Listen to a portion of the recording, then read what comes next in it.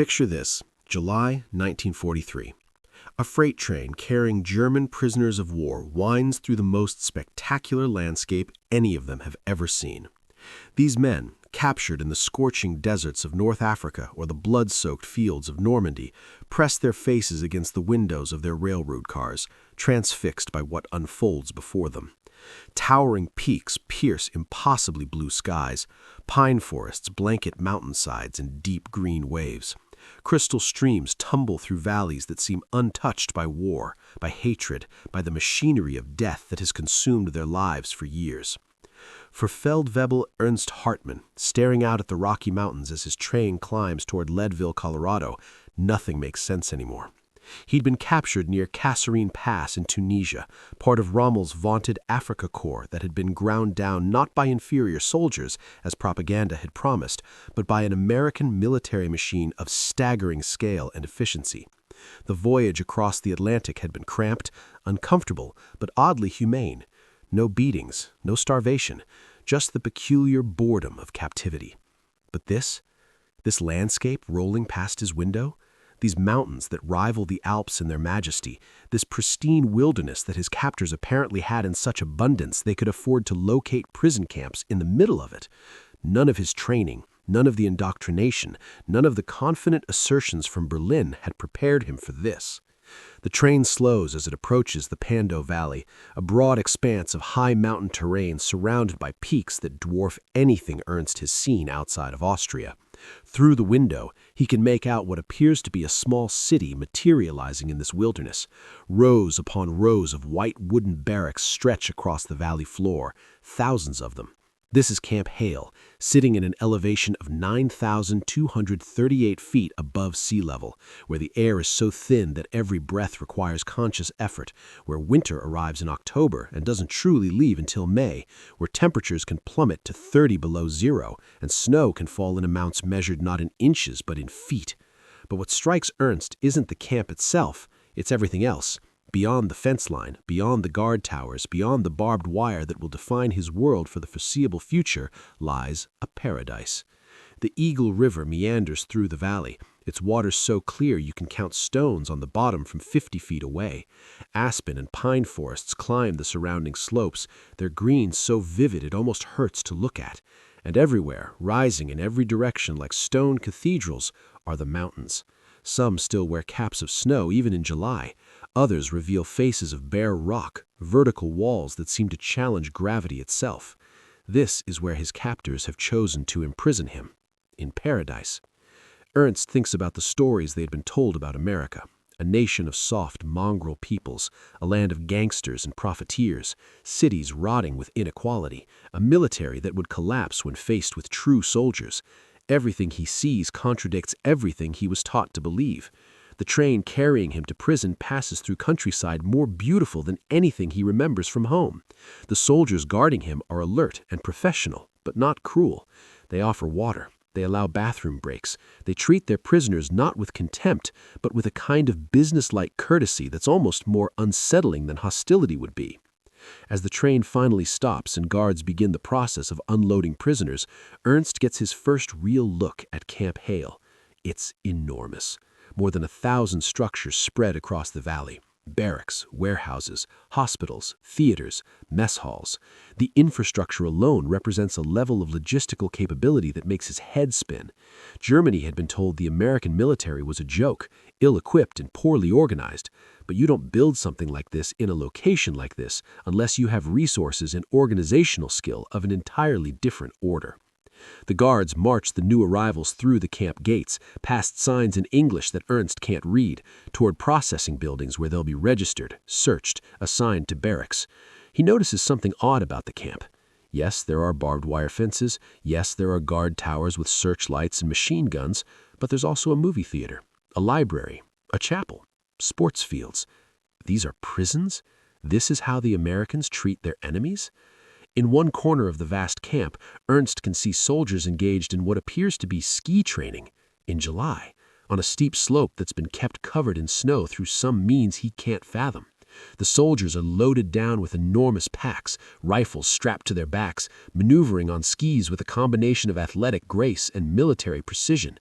These are the men of the 10th Mountain Division, America's elite ski troops, training for mountain warfare in conditions that would break most soldiers. They're preparing to fight in terrain like this, in winter, at altitude. The implications are sobering. Over the next few days, as Ernst settles into the strange reality of his captivity, he learns more about this place. Camp Hale sits in the heart of Colorado's Rocky Mountains, specifically chosen for its brutal winter conditions and proximity to challenging mountain terrain. The 10th Mountain Division uses this place to transform skiers, climbers, and outdoorsmen into mountain warriors. The training is legendarily harsh. Soldiers haul 90-pound packs up 12,000-foot peaks. They sleep in snow caves at temperatures that can freeze exposed skin in minutes. They learn to survive and fight in conditions that most people can't even imagine. And in the middle of all this, a few hundred German prisoners of war work maintenance and sanitation details. They shovel snow, they clean buildings, they do laundry. They're housed in their own compound, separated from the American soldiers by wire and regulation, but not by much. They can see the training. They can watch as American ski troops prepare for battles in mountains that might be in Italy or Austria or even Germany itself. They can hear the cadence calls, see the equipment, observe the systematic preparation of a military that clearly has no intention of losing. But what really gets under Ernst's skin isn't the military efficiency or the spectacular setting. It's something more subtle, more fundamentally disorienting. About 20 miles from Camp Hale, nestled in its own mountain valley at the base of a peak called Aspen Mountain, sits a small town that shares the mountain's name, Aspen, Colorado. Once a booming silver mining town, now a sleepy mountain community that soldiers from Camp Hale visit on weekend passes. They go there to drink at the Hotel Jerome, to sample something called Aspen Crud, a bourbon milkshake that sounds like punishment, but apparently tastes like heaven. They go to look at the mountains and dream about skiing them when the war is over. The prisoners at Camp Hale hear about Aspen. They hear soldiers talking about it. They see it on maps. They know it's there, this mountain paradise just beyond their reach, this place where people come not to fight or die, but simply to enjoy the mountains, to ski, to breathe clean air and forget for a while that the world is tearing itself apart. The proximity of it, the knowledge that just a short distance away lies a place dedicated entirely to pleasure and recreation while they sit in a prison camp, creates a cognitive dissonance that Ernst finds almost physically painful. He was supposed to hate his captors. He was supposed to remain ideologically pure, defiant, committed to the cause even in defeat. But how do you maintain hatred when your enemies feed you better than your own army did, when they give you medical care that surpasses anything you saw at the front, when they imprison you in a place so beautiful it makes your chest ache, when they treat you not as subhuman vermin to be exterminated, but as human beings who happen to be on the wrong side of a war? This is the story of the German prisoners of war who found themselves in Colorado during World War II. This is the story of men who expected concentration camps and found something closer to country clubs. This is the story of soldiers who climbed onto trains thinking they were being taken to their deaths, only to discover they were being transported to the Rocky Mountains. This is the story of how the American treatment of enemy prisoners, their insistence on following the Geneva Convention even when their enemies had abandoned it, their belief that humanity mattered even in war, shattered the worldview of thousands of German soldiers. This is the story of prisoners who couldn't believe what they were seeing, who looked at Aspen Mountain rising in the distance and wondered how captivity could feel so much like freedom, who went to sleep each night under skies so clear they could count stars by the thousands, and woke each morning to mountains that belonged on postcards, and slowly, painfully, began to understand that everything they'd been told was a lie. The journey that brought men like Ernst Hartmann to the Colorado Rockies began in the most unlikely places. Desert wastes in North Africa where temperatures reached 130 degrees. Frozen marshes in Russia where men died of exposure before they could even engage the enemy. The hedgerows of Normandy where every field was a fortress and every advance was purchased with blood.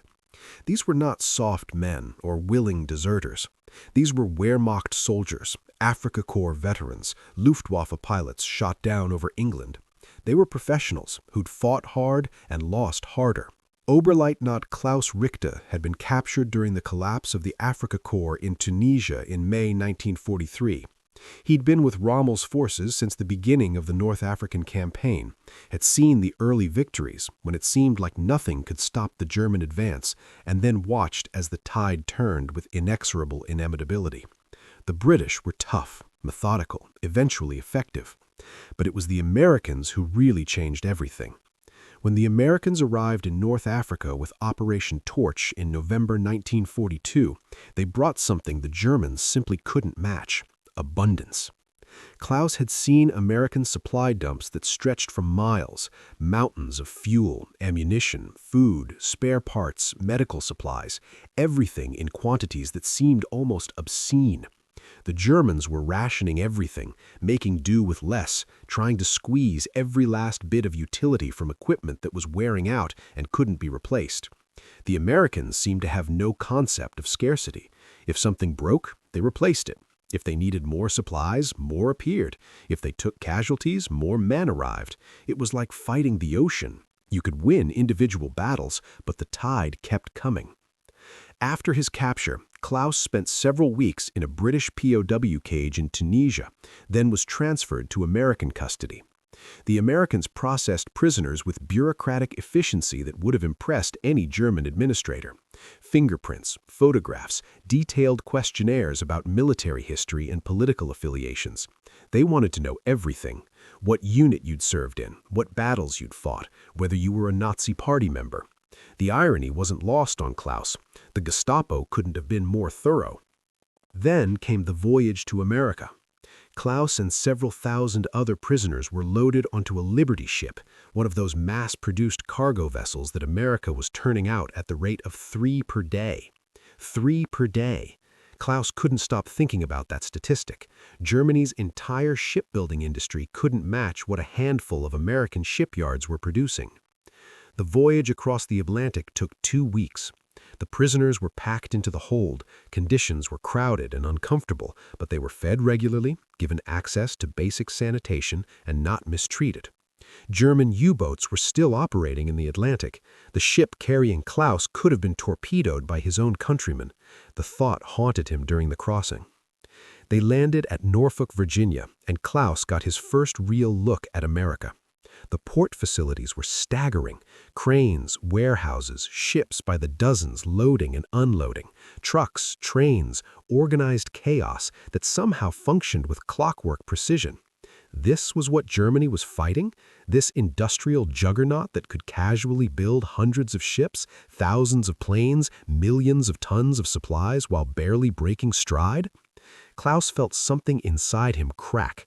A belief, maybe.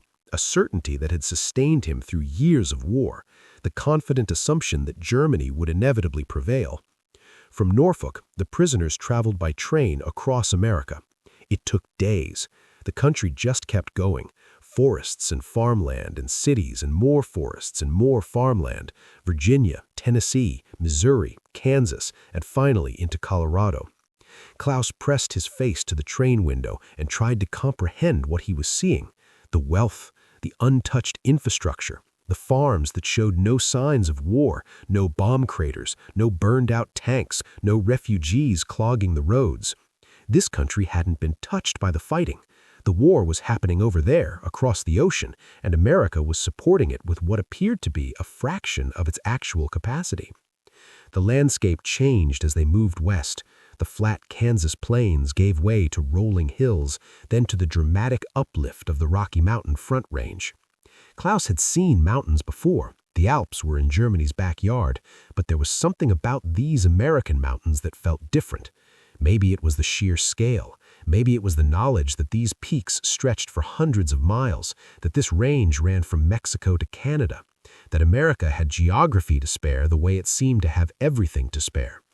Other prisoners had different journeys but similar destinations. Gefreiter Hans Mueller was captured in Normandy in July 1944. He'd been part of the desperate German defense against the Allied invasion, had held a position near Saint-Lô until American artillery made holding it suicidal. His capture was almost a relief.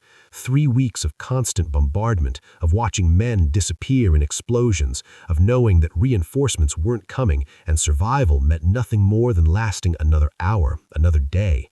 When the Americans finally overran his position, Hans was too exhausted to care. His journey to Colorado was faster than Klaus's. The Allied logistics network in 1944 was vastly more sophisticated than it had been in 1943. Hans was processed in England, then flown to America.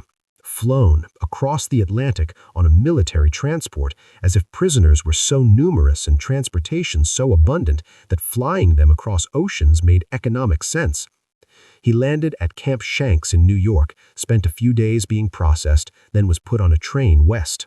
The same journey Klaus had made, the same overwhelming impression of American scale and untouched prosperity, the same slow dawning realization that Germany was fighting something it couldn't possibly beat. The train climbed into the Rockies, and Hans experienced the same disorientation Ernst and Klaus had felt. These mountains, this pristine wilderness, this impossibly beautiful landscape, and they were being taken there as prisoners. The propaganda had prepared them for brutality, for prison camps that would mirror concentration camps, for a level of treatment that would reflect what Germany was inflicting on its enemies. Instead, they were being transported through paradise. Lieutenant Friedrich Becker came from yet another theater. He'd been a Luftwaffe pilot shot down over England in 1940 during the Battle of Britain.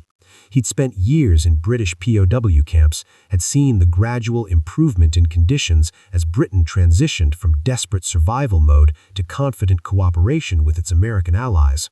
In 1944, he was transferred to American custody and shipped to the United States as part of the general redistribution of prisoners. Britain was running out of space and resources to house hundreds of thousands of POWs.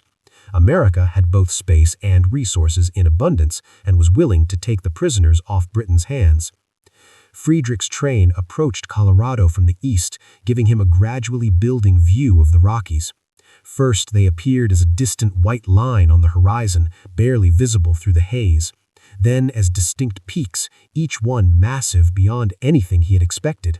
Then as towering walls of stone and snow that filled half the sky. The train climbed, and Friedrich watched the elevation markers at each station. 5,000 feet, 7,000 feet, 9,000 feet. They were climbing higher than most mountains in Germany stood tall. For all these men, arriving at Colorado POW camps meant confronting something they weren't prepared for. The spectacular setting was only part of it. The real shock came from the treatment. They'd heard the stories that circulated through POW networks. Stories about camps where prisoners were fed properly, given medical care, treated according to the Geneva Convention, even though Germany had long since abandoned any pretense of following those rules for Allied prisoners. The stories seemed too good to be true. They sounded like the kind of wishful thinking that desperate men engage in. Fantasies about how captivity might not be so bad. But the stories were true. Camp Hale sat at the bottom of the Pando Valley like a small city dropped from the sky into wilderness. 9,238 feet above sea level, surrounded by peaks that climbed to 12 and 13,000 feet, it was one of the most remote and extreme military installations the United States had ever built. Construction began in April 1942, and by the time it was finished later that year, the Army had built over 1,000 structures capable of housing 15,000 soldiers. The cost was staggering. The logistics were nightmarish. Millions of cubic yards of fill had to be imported to raise the valley floor out of the swamp. 5 miles of the Ebel River had to be straightened and channeled. Materials, workers, equipment, all had to be transported to this high mountain valley that barely qualified as accessible. Why build a camp here? Because the Army needed to train mountain troops, and the Pando Valley offered something unique: brutal conditions. At this elevation, the air held about 30% less oxygen than at sea level. Soldiers who trained here developed lung capacity and endurance that gave them an edge at lower altitudes. Winter temperatures regularly dropped below zero. Snowfall was measured in feet per day during storms. Winds could hit 70 miles per hour. These weren't comfortable conditions. They were miserable, challenging, dangerous, perfect for training soldiers who would have to fight in the mountains of Italy or the Alps. The camp was enormous by any measure. It included barracks, mess halls, hospitals, a theater that could seat hundreds, recreation buildings, warehouses, motor pools, training facilities, rifle ranges, ski runs, and climbing walls. It had its own fire station, power plant, water system, and sewage treatment. It was a completely self-contained military city existing in a place where no city should reasonably exist. The coal smoke from heating systems filled the valley during winter, creating what soldiers called pando hack, a chronic cough that affected almost everyone stationed there. The altitude caused constant headaches and fatigue until bodies adapted. Frostbite was a regular occurrence. The camp was, in many ways, as challenging as combat. Into this harsh environment came the 10th Mountain Division. These were America's elite ski troops, men selected from thousands of applicants who had to provide 3 letters of recommendation just for the privilege of applying. They were skiers, climbers, outdoorsmen from across the country, college boys and cowboys, the recruiting posters said. European immigrants who'd grown up in the Alps and could already ski like professionals. American-born athletes who'd learned their skills on the slopes of New England or the Cascades. They came together at Camp Hale to learn mountain warfare. The training was legendary for its difficulty. Soldiers loaded 94-pound packs, not including rifles and ammunition, onto their backs and marched up 12,000-foot peaks. They learned to climb frozen waterfalls. They practiced skiing with full combat loads, moving through deep snow while maintaining tactical formations. They slept in snow caves at temperatures that could drop to 40 below zero. They learned avalanche safety, cold weather survival, how to operate in conditions that would incapacitate ordinary troops. The washout rate was high. Not everyone could handle the altitude, the cold, the sheer physical demands. Those who made it through became part of an elite unit that would eventually prove its worth in the mountains of Italy. And in the middle of all this military training, working quietly in the background, were approximately 300 German prisoners of war. They occupied their own compound within the larger camp, separated by fences but not isolated. They performed necessary but unglamorous work: sanitation, maintenance, cleanup, basic labor that freed American soldiers for training. They shoveled snow, and there was always snow to shovel. They cleaned buildings. They worked in kitchens and laundries. They did the 1,000 mundane tasks that kept a facility this size functioning. Their compound was basic but adequate: wooden barracks heated by coal stoves, communal mess facilities where they prepared their own food under supervision, recreation areas where they could play sports or simply sit outside when weather permitted. Guard towers watched over them, searchlights swept the compound at night, and escape attempts would be met with serious consequences. This was still a prison, but it was a prison unlike anything they'd expected. Camp Hale was only one part of Colorado's extensive POW system. The state hosted 48 different camps between 1943 and 1946. 4 were major base camps with full facilities and large prisoner populations. The rest were smaller branch camps, often nothing more than converted barracks or temporary structures near farms or work sites. Together, they housed tens of thousands of German prisoners over the course of the war. Camp Carson near Colorado Springs was the largest. It could hold 12,000 prisoners at full capacity. It served as a major distribution point, processing prisoners and sending them to work camps throughout the region. The facility there was massive, almost a small city in itself, with all the infrastructure needed to house, feed, and manage a population that would have made it one of Colorado's largest communities. Trinidad, in southern Colorado near the New Mexico border, held about 2,500 prisoners. This camp was notable for housing a large number of officers, including some from Rommel's Afrika Korps.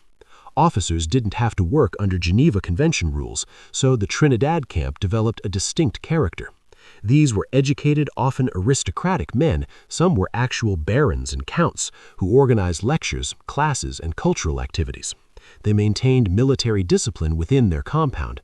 They were also more likely to be committed Nazis, which created tensions both with their guards and with enlisted prisoners who'd become disillusioned with Nazi ideology.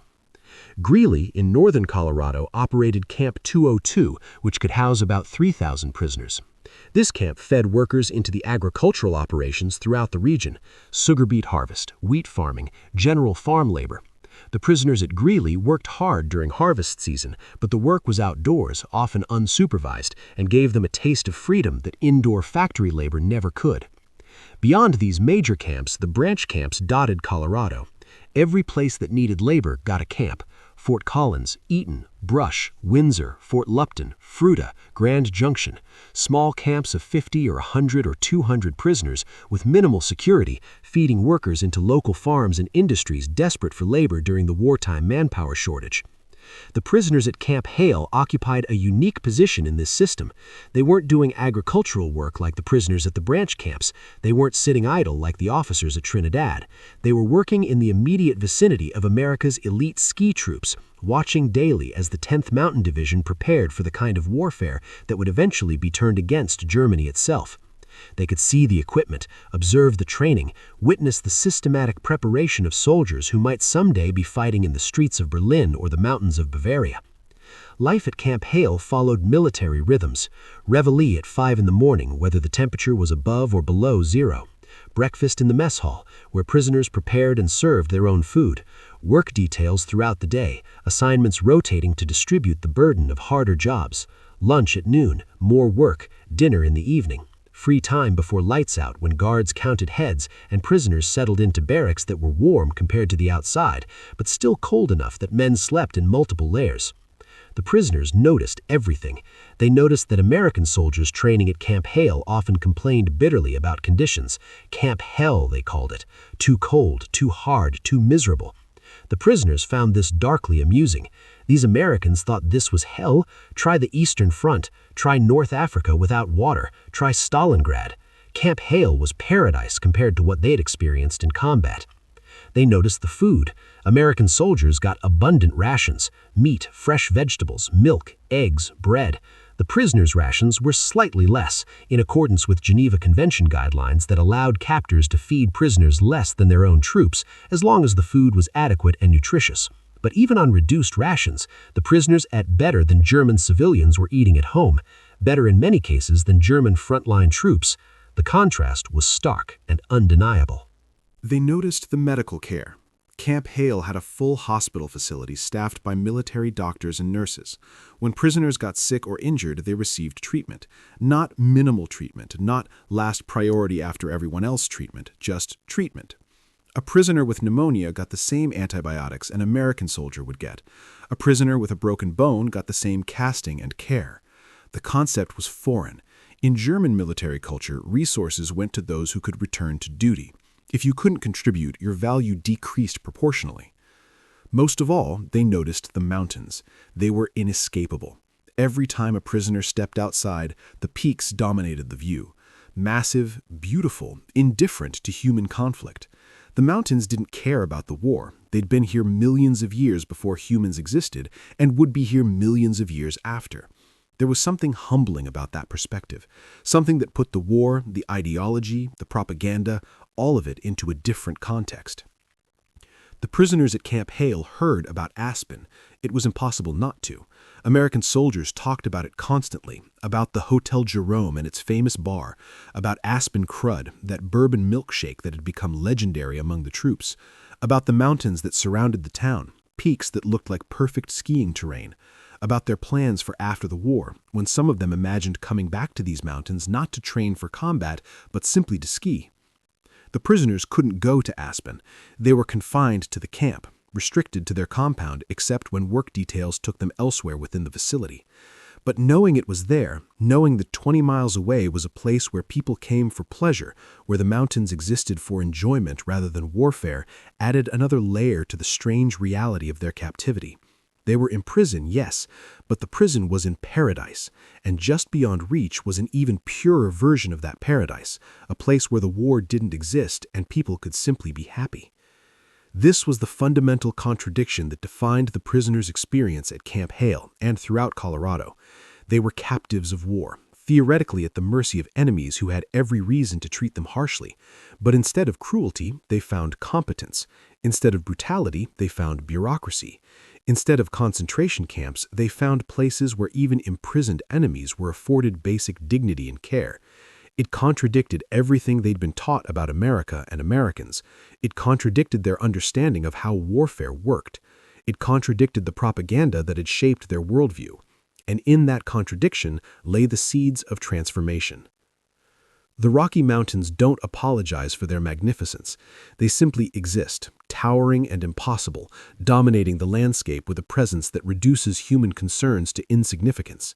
For German prisoners arriving in Colorado, most of whom came from northern Europe where mountains were smaller and more domesticated, the Rockies were a shock.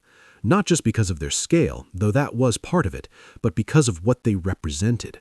Here was abundance made visible. Here was proof that America possessed something Germany lacked: space, resources, geography that inspired awe rather than claustrophobia. Stand in the compound at Camp Hale and look in any direction. To the east, the Sawatch Range climbs toward the sky, peaks over 14,000 feet wearing crowns of snow year-round. Mount Massive, Mount Elbert, the highest mountains in Colorado and some of the highest in the entire country. To the west, the Gore Range presents a wall of broken stone and ice, vertical faces that challenge even expert climbers. To the north, the 10-mile range stretches toward Vail Pass. To the south, Tennessee Pass marks the way to Leadville and beyond. The prisoners were surrounded by peaks that collectively contained more geological drama than most European countries. But it wasn't just the mountains themselves, it was what lived on and around them. The forests were pristine in a way that European forests no longer were. Centuries of human habitation and agriculture had tamed European wilderness into something manageable. These American forests felt wild, dangerous, unlimited. Bears lived here, mountain lions, elk, deer, bighorn sheep, animals that existed in numbers that seemed excessive.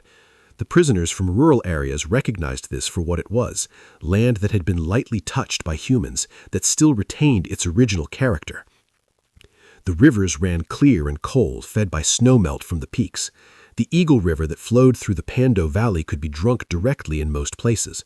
The water tasted of minerals and snow, nothing like the often muddy rivers of northern Europe. Stand on the bank of the Eagle River and you could watch trout holding position in the current, could see every stone on the bottom, could drink your fill without worried about contamination.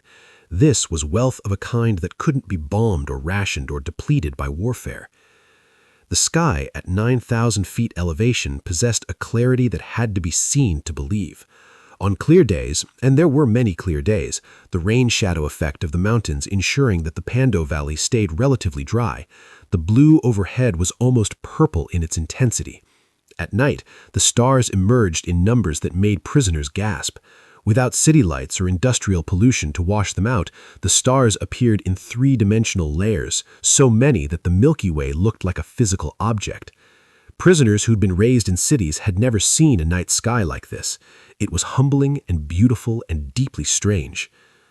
20 miles north of Camp Hale, accessible by a winding mountain road that followed the Eagle River down valley, sat Aspen.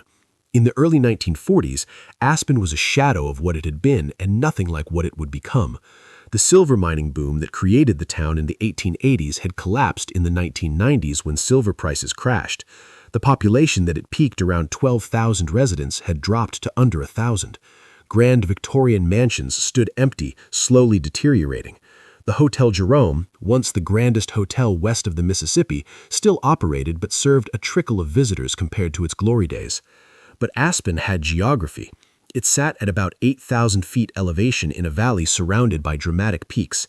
Aspen Mountain rose directly south of town, its north-facing slopes perfect for snow retention and eventually for skiing. Castle Peak, Pyramid Peak, the Maroon Bells, all visible from town, all spectacular.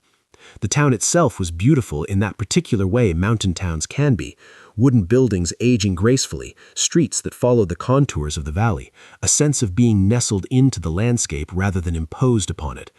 Soldiers from Camp Hale discovered Aspen early in the camp's operation. On 36-hour weekend passes, groups would pile into vehicles and make the drive down from Pando Valley, winding through mountain scenery that never got old. They'd drink at the Hotel Jerome's bar, flirt with local women, ski when snow conditions allowed, and generally blow off steam in the way soldiers always have. The town welcomed them. Aspen needed the business, and the soldiers had money to spend. The prisoners at Camp Hale heard about these Aspen trips.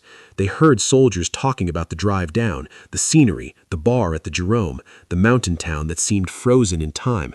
They heard about something called Aspen Crud, a bourbon milkshake that had become legendary among the troops. About the mountains that surrounded the town, peaks that looked like perfect skiing terrain. about their plans for after the war, when some of them imagined coming back to these mountains not to train for combat, but simply to ski. The prisoners couldn't go to Aspen. They were confined to the camp, restricted to their compound except when work details took them elsewhere within the facility. But knowing it was there, knowing that 20 miles away was a place where people came for pleasure, where the mountains existed for enjoyment rather than warfare, added another layer to the strange reality of their captivity. They were imprisoned, yes, but the prison was in paradise, and just beyond reach was an even purer version of that paradise, a place where the war didn't exist and people could simply be happy. Some prisoners assigned to work details outside the main compound got glimpses of the broader landscape. A group might be taken to cut wood in the surrounding forests, providing lumber for construction and fuel for heating. They'd work under guard, but the work itself meant being in the mountains, surrounded by beauty that was impossible to ignore. Cutting down a pine tree at 9,000 feet, watching it fall through clean mountain air, smelling the sap and feeling the bite of cold, these were experiences that reminded men they were alive in ways that sitting in a barracks never could. Other prisoners worked on road maintenance or construction projects that took them outside the camp proper. They'd see more of the valley, more of the river, more of the impossible landscape that surrounded them. The guards were always there, armed and alert, but the guards were also young men doing a job they found boring. Most had wanted combat postings, chances to prove themselves in actual fighting. Instead, they got assigned to guard duty in Colorado, watching over prisoners who mostly didn't try to escape and posed minimal threat. The relationship between guards and prisoners was often more complex than simple captor-captive dynamics would suggest. The prisoners struggled with cognitive dissonance every single day. On one hand, they were imprisoned, defeated, removed from their country and their families by thousands of miles. On the other hand, they were living in a place more beautiful than most people ever see. They ate better than they had at the front. They slept in real beds with real mattresses. They weren't being shot at. The work they did was hard, but not unbearable. The conditions were challenging, but not inhumane. How do you reconcile those things? How do you maintain ideological purity when your supposed inferiors treat you better than your superiors ever did? How do you sustain hatred when you're surrounded by evidence that contradicts everything you were taught? The mountains didn't care about politics or ideology or racial theories. They simply existed, beautiful and vast and indifferent. Standing in their shadow had a way of making human conflicts seem small. The prisoners noticed details that revealed America's priorities in ways propaganda never could. They noticed that the 10th Mountain Division trained in conditions that most German units would have considered impossible. They noticed that the Army invested enormous resources in preparing soldiers for mountain warfare, suggesting a level of planning and commitment that contradicted the image of a soft, unprepared military. They noticed that wounded American soldiers received immediate, aggressive medical care, that the Army seemed to genuinely value the lives of its men rather than viewing them as expendable resources. They noticed that American soldiers complained constantly about the food, the cold, the training, the officers, the whole experience of military service. This was baffling at first. In the German military, complaining could get you shot. Discipline was maintained through fear as much as respect. But American soldiers seemed to complain with impunity, griping about everything while still doing their jobs with reasonable competence. The prisoners gradually realized this reflected something fundamental about American culture, an assumption that individuals had the right to voice dissatisfaction, that hierarchy didn't eliminate humanity. As winter set in at Camp Hale, the landscape transformed into something even more dramatic. Snow fell in amounts that buried vehicles and required constant clearing efforts. Temperatures dropped to levels that made exposed skin dangerous after minutes. The mountains became white cathedrals, their peaks glowing in morning light, their slopes holding snow in formations that made experienced climbers nervous. This was avalanche country, terrain where natural forces could kill as effectively as any weapon. The prisoners watched the 10th Mountain Division train through all of it, watched soldiers learn to dig snow caves and sleep in them comfortably, watched them practice skiing with combat loads until they could navigate steep terrain without falling, watched them learn mountain rescue techniques, cold weather medicine, all the skills needed to survive and fight in conditions that would kill unprepared troops. The training was impressive. More than that, it was intimidating. These Americans were preparing to fight in mountains just like these, possibly against German troops who'd grown complacent in defensive positions. And through it all, the mountains remained, constant, beautiful, utterly indifferent to human drama. They'd seen ice ages come and go. They'd watched civilizations rise and fall. The war that consumed Europe and defined these prisoners' lives was nothing but a brief moment in geological time. Standing in their shadow, looking up at peaks that climbed into clouds, the prisoners sometimes felt their personal concerns and national allegiances shrink to appropriate scale. The irony wasn't lost on anyone paying attention. These prisoners, captured while fighting for a regime that promised German supremacy and thousand-year Reich, found themselves surrounded by evidence of American abundance and competence.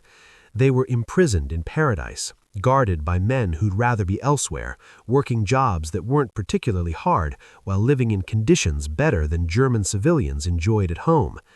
And just 20 miles away, accessible only through stories and second-hand reports, sat Aspen, a mountain town that represented everything the war wasn't: peaceful, beautiful, dedicated to pleasure rather than destruction.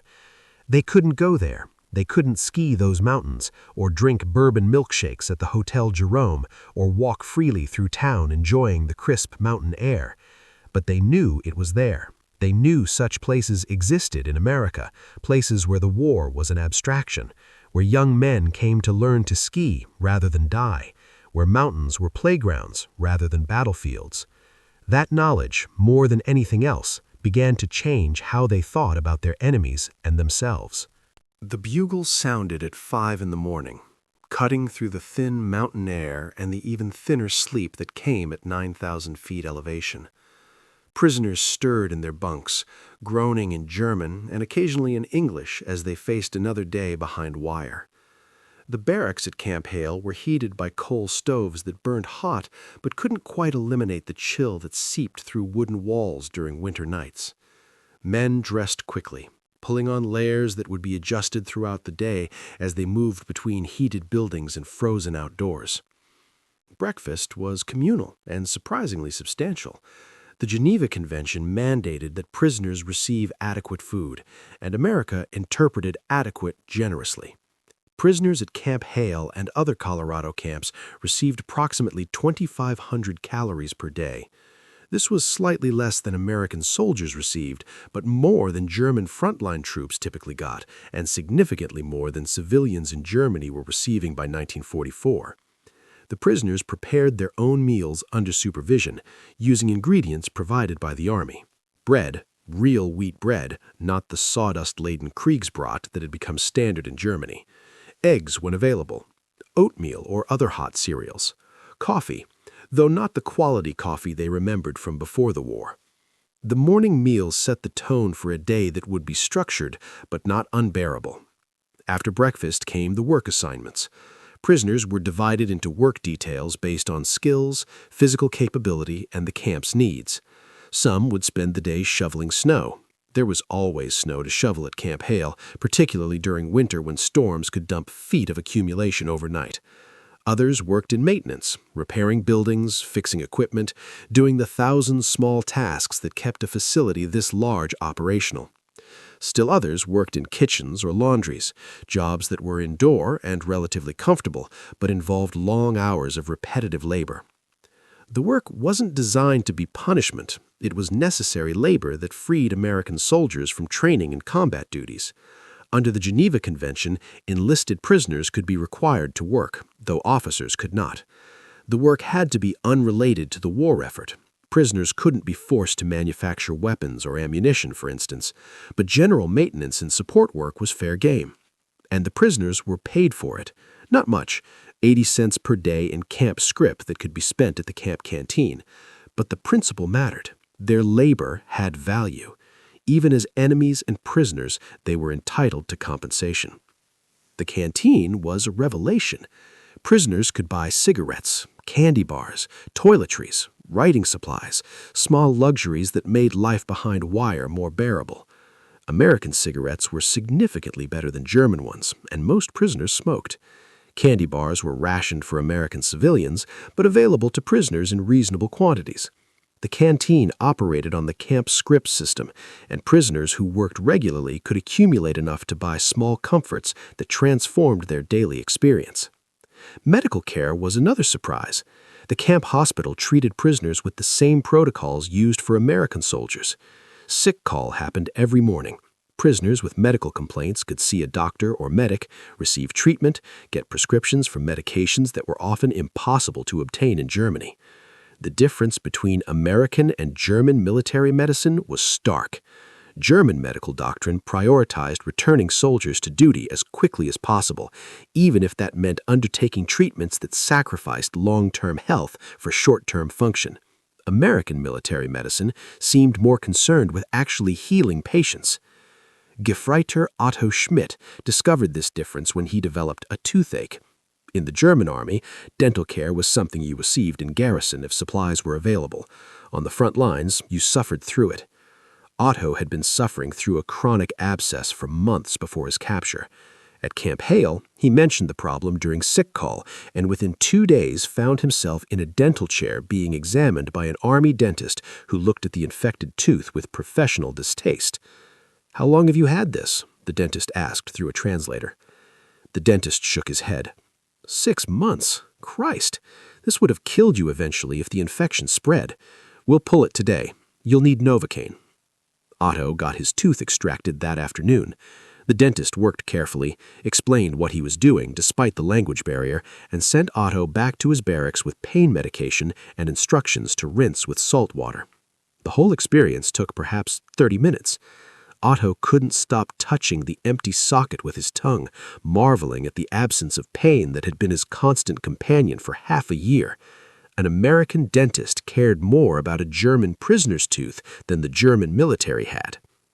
Education was encouraged. The Geneva Convention stipulated that prisoners should have access to educational materials, and the Americans took this seriously. Camp libraries held books in German, newspapers, magazines. Prisoners could request specific titles through the Red Cross. Classes were organized, taught by prisoners for prisoners. German language courses for Americans who wanted to practice their language skills, English lessons for prisoners planning for a post-war future, mathematics, history, literature. The camp became a strange sort of university where men with nothing but time used it to learn. The Americans also attempted something controversial: re-education. This was a delicate process. The Geneva Convention prohibited propaganda aimed at prisoners, but in a classroom setting, presenting factual information about democracy, American government, the real situation in Germany, this was considered acceptable. Films were shown depicting Nazi crimes as they were uncovered. Lectures were given by German-speaking Americans, often Jewish refugees who'd fled Germany before the war. The goal was to deprogram Nazi indoctrination, to give prisoners information they'd been denied, to prepare them for a return to Germany that would need to be rebuilt on different principles. The results were mixed. Some prisoners, particularly the hardcore Nazis, rejected any information that contradicted their worldview. They saw re-education efforts as propaganda, no different than what they'd received in Germany. Others were more open. Men who'd been conscripted rather than volunteering, who'd never fully believed Nazi ideology, who'd seen enough of the war to become disillusioned. For them, learning about what was really happening in Germany, seeing evidence of camps and massacres and systematic murder, was traumatic but necessary. Sports were encouraged. Soccer was the obvious choice, the game most prisoners knew and loved. Teams formed within the camp. Leagues were organized, matches were played on fields that had to be cleared of snow for much of the year. The physical activity was good for morale and health, giving prisoners an outlet for energy and competitiveness that prison life otherwise suppressed. Brassfist was harder for them to understand, but some prisoners learned the rules and found that they enjoyed the strategic complexity. Watching over the prisoners were themselves an interesting study. Many were men who'd failed physical requirements for combat duty, or who'd been wounded and reassigned to safer postings, or who'd drawn guard duty through simple bad luck. They weren't always happy about their assignment. Guarding prisoners in Colorado meant missing the real war, missing the action, missing the chance to prove themselves. This created a certain resentment, though it was usually directed at the army rather than the prisoners. Relations between guards and prisoners varied. Some guards were professional but distant, maintaining the formal relationship that regulations required. Others were more relaxed, willing to chat through the fence with prisoners who spoke English, sometimes trading cigarettes or small items. A few were openly hostile, seeing the prisoners as representatives of an evil regime that deserved only contempt. But outright abuse was rare. Officers and NCOs enforced regulations about prisoner treatment, and violations could result in serious consequences for guards. Food quality improved as the war went on, and American agricultural production hit its stride. By 1944, prisoners at Camp Hale and elsewhere were eating better than they had during the early war years, when rationing was tight. Meat appeared regularly on prison menus, fresh vegetables when available, milk, eggs, butter. The quantities weren't lavish, but they were consistent. Prisoners who'd experienced genuine hunger at the front or in German military camps couldn't believe the abundance. Mail service connected prisoners to their families back home, though the letters had to pass through censorship on both ends. Writing home was complicated. What could you tell your family? That you were imprisoned but comfortable? That your captors fed you well and treated you decently? That you'd come to question everything you'd been taught about America and Americans? Some of those truths would get you labeled traitor if the wrong people read your letters. So prisoners wrote carefully, speaking in generalities, assuring families they were alive and safe, avoiding details that might cause trouble. Winter at Camp Hale was its own special kind of challenge. Temperatures dropping to 20 or 30 below zero were common. Snowfall measured in feet rather than inches. Wind that could strip heat from your body in minutes if you weren't properly dressed. The prisoners adapted, as humans always do. They learned to layer clothing, to recognize the early signs of frostbite, to move quickly between buildings during the worst weather. They learned that the dry cold of high altitude was different from the damp cold of northern Europe, that you could function at temperatures that would have seemed impossible before. And through all of it, the mountains remained. Every morning when prisoners stepped outside for roll call or work details, the peaks dominated the view. They were impossible to ignore, impossible to forget. Beautiful in summer when snow persisted only on the highest elevations. Dramatic in fall when aspen trees turned gold against evergreen forests. Spectacular in winter when everything was white and the sky was blue and the sun sparkled on snow crystals. The prisoners lived behind barbed wire in one of the most beautiful places on earth. They noticed the irony. They talked about it in their barracks at night, smoking American cigarettes and playing cards and wondering about the strange turns their lives had taken. They were prisoners of war, theoretically at the mercy of enemies who had every reason to hate them. But instead of torture or starvation or summary execution, they got 3 meals a day, medical care, education, entertainment, and housing in a location that would have been a vacation destination before the war. They couldn't reconcile it with what they'd been taught. They couldn't make it fit their understanding of how warfare worked, how enemies treated each other, what captivity was supposed to mean. And maybe that was the point. Maybe the dissonance was intentional. Maybe treating prisoners well wasn't just about following the Geneva Convention or maintaining moral high ground. Maybe it was about demonstrating through direct experience that everything Nazi ideology taught was a lie. That Americans weren't subhuman mongrels, that democracy produced competence rather than chaos, that a nation could be both powerful and humane, could wage war effectively while maintaining its principles. The prisoners at Camp Hale lived this contradiction daily. They woke up in prison and saw paradise outside their window. They performed labor for their captors and got paid for it. They received medical care that surpassed what their own country had provided. They were allowed to learn, to think, to question, to slowly untangle themselves from ideologies that had led to catastrophe.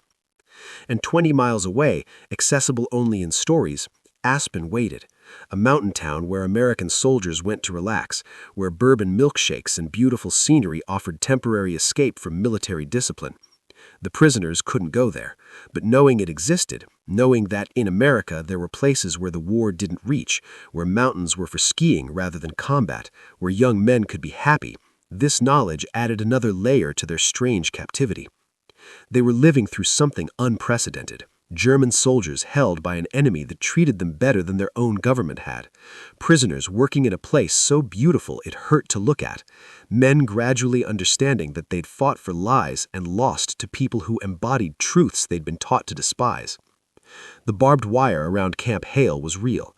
The guard towers were real. The restriction on their freedom was real, but so was everything else. The food, the care, the mountains, the slowly dawning realization that they'd been on the wrong side of something larger than military conflict. This was life behind barbed wire in paradise, and it changed them in ways they were only beginning to understand.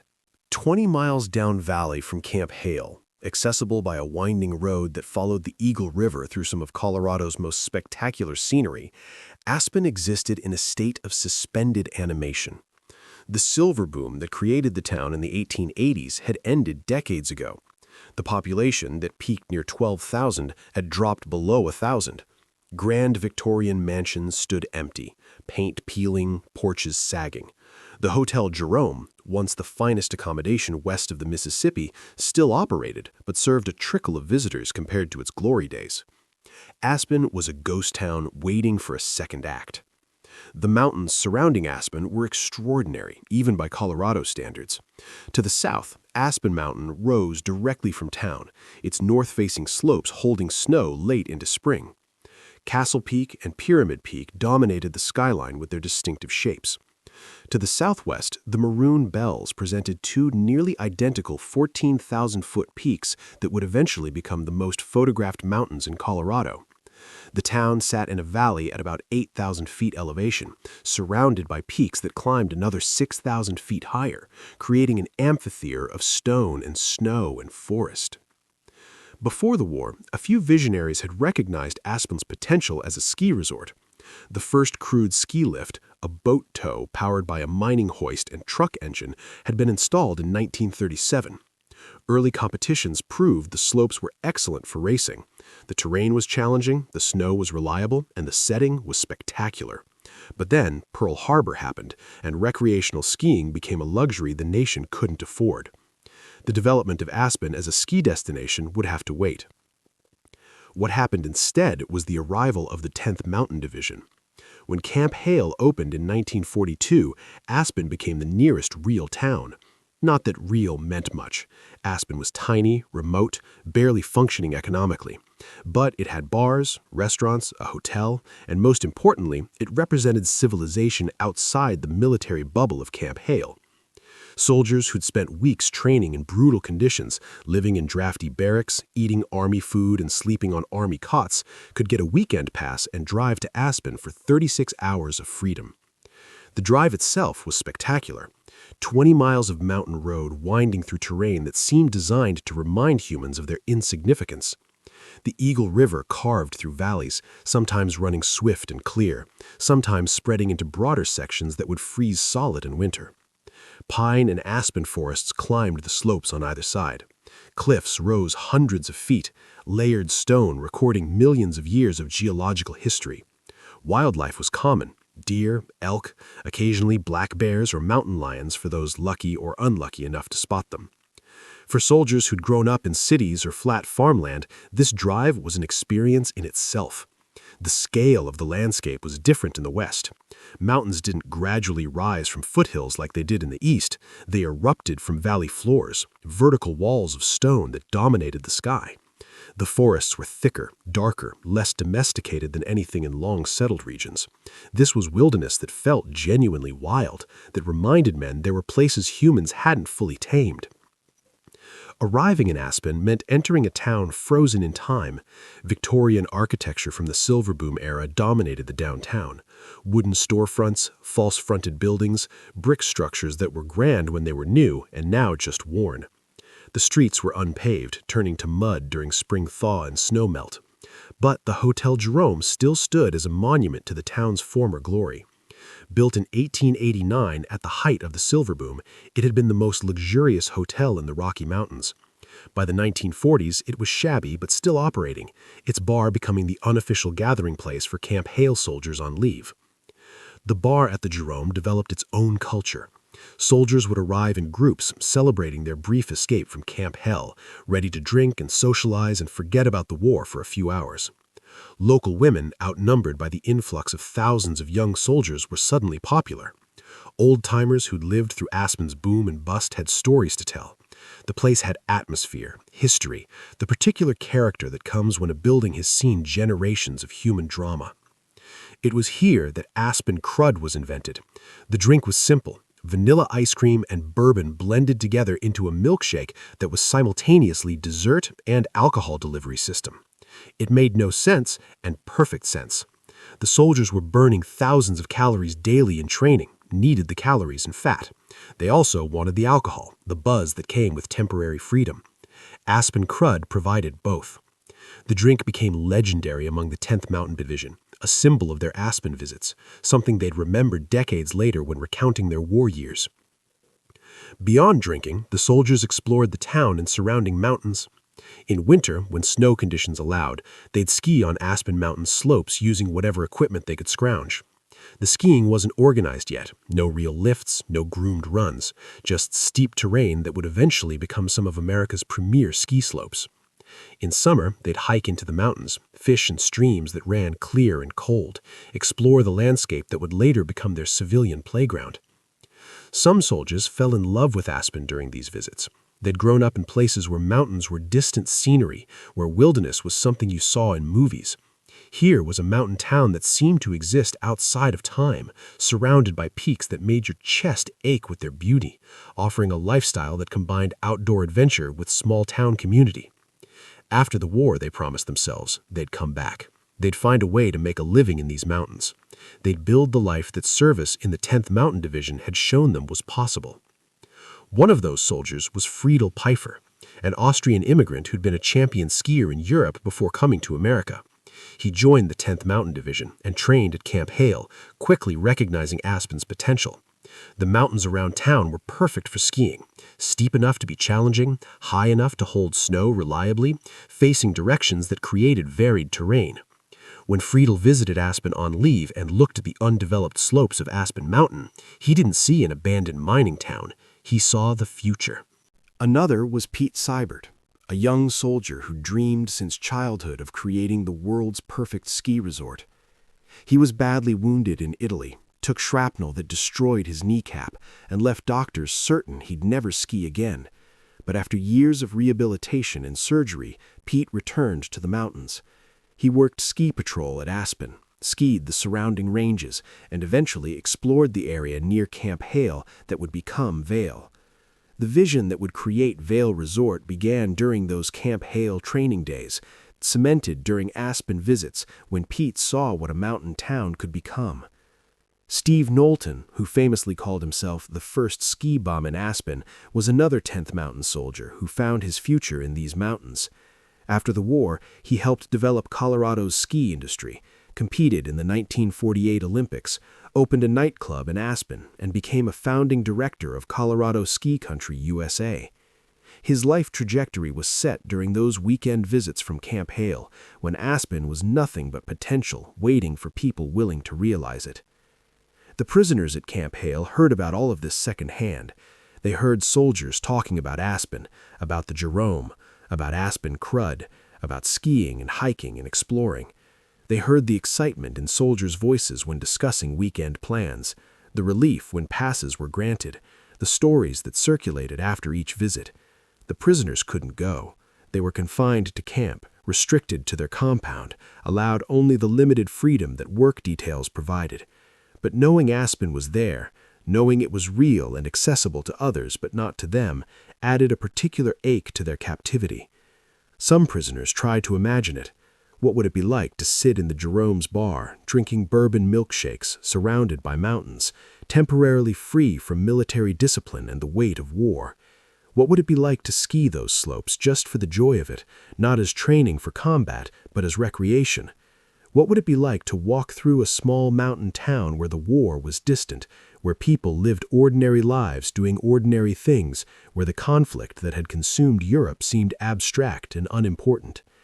They couldn't know, but they could imagine, and in imagining they glimpsed something they'd been denied: normalcy. A life where mountains were playgrounds rather than battlefields, where young men gathered in bars to laugh and flirt and be foolish rather than to prepare for killing, where the future consisted of more than just survival. The prisoners were living through history, but history at its most brutal. Aspen represented an alternative, a place where history moved at human scale, where individual lives mattered more than ideological struggles. The connection between Camp Hale and Aspen would prove prophetic. After the war, veterans of the 10th Mountain Division transformed American skiing. They founded or developed over 60 ski resorts across the country. They brought European skiing techniques and culture to America, professionalizing instruction and mountain rescue. They invented equipment, founded companies, created the infrastructure that made skiing accessible to millions. And many of them came back to Colorado, back to the mountains where they'd trained to build the industry that would transform places like Aspen. Friedel Pfeiffer moved to Aspen in fall 1945, having survived a nearly fatal chest wound during the Italian campaign. He'd seen his vision of Aspen's future during those wartime visits, and he came back to make it real. He helped develop the Aspen Ski School, bringing the Austrian ski instruction tradition to Colorado. He taught countless Americans how to ski properly, spreading the techniques and passion he'd brought from Europe. Pete Seibert founded Vail Resort in 1962, just 20 years after training at Camp Hale. The resort was only 10 miles from where the camp had stood, close enough that veterans could ski runs while remembering their training days. Pete named one run Riva Ridge after the battle where the 10th Mountain Division proved its worth in combat, ensuring that the mountain warfare heritage would never be forgotten. Others returned in different capacities. They became ski patrol, instructors, resort managers, equipment manufacturers, outdoor gear designers. They created the hut system that now allows backcountry skiers to travel across the mountains, staying in shelters that bear the 10th Mountain Division name. They transformed the landscape they'd trained in from military proving ground to recreational paradise. The prisoners at Camp Hale in 1943 and 1944 couldn't have predicted any of this. They couldn't have known that Aspen would transform from a dying mining town into one of America's premier ski destinations. They couldn't have known that the soldiers training around them would return to create an industry. They couldn't have known that the mountains they viewed through barbed wire would become playgrounds for millions. But they sensed something. They heard it in how soldiers talked about Aspen, saw it in how the mountains were treated not just as tactical terrain, but as something to be enjoyed. They glimpsed a future where these peaks would mean something other than war. And in that glimpse was another kind of defeat, more subtle than military loss, but perhaps more complete. They'd fought for a regime that promised dominance and delivered destruction. They'd believed in ideology that reduced everything to struggle and conquest. But here in the Colorado Rockies, surrounded by mountains that Americans treated as both training ground and playground, they encountered a different vision. A vision where strength included the capacity for joy, where military competence existed alongside appreciation for beauty, where winning the war didn't preclude building the peace.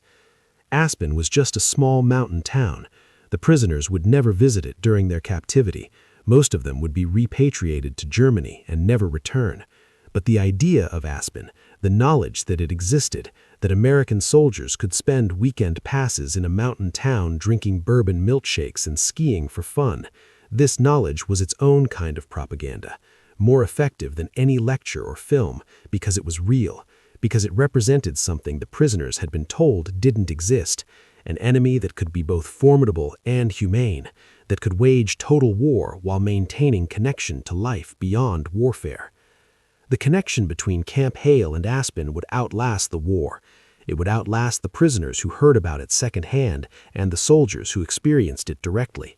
It would become part of American skiing heritage, part of Colorado history, part of the 10th Mountain Division legacy. The mountains that served as prison walls for some and playground for others would eventually serve everyone, transformed into recreational destination by men who'd learned to love them while preparing for war. The propaganda had been consistent, relentless, and detailed. America was a nation of mongrels, a racial mixing pot that produced inferior humans. Americans were soft, decadent, unwilling to make the sacrifices necessary for victory. Their military was a joke, poorly led and equipped, incapable of standing against professional soldiers. Their industrial capacity was exaggerated propaganda, their wealth a facade that would collapse under pressure. They would run when faced with real combat. They would treat prisoners with the cruelty their mongrel nature demanded. Every aspect of American society and military had been explained to German soldiers as something contemptible, something that true believers in National Socialism should view with disdain. Then Klaus Richter woke up in a Colorado prison camp and discovered that every single thing he'd been told was a lie. The lies started crumbling the moment he was captured. The American medics who treated his wounds did so with efficiency and care that matched anything he'd received in German military hospitals. The medical supplies seemed unlimited.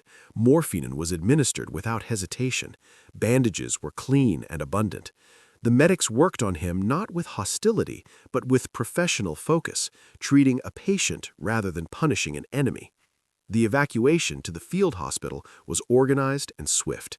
The surgery that followed was performed by skilled doctors using modern equipment. Klaus woke up after the operation and found his leg still attached, the wounds cleaned and properly closed, the pain managed with medications that German field hospitals could only dream about. The voyage to America should have been hellish.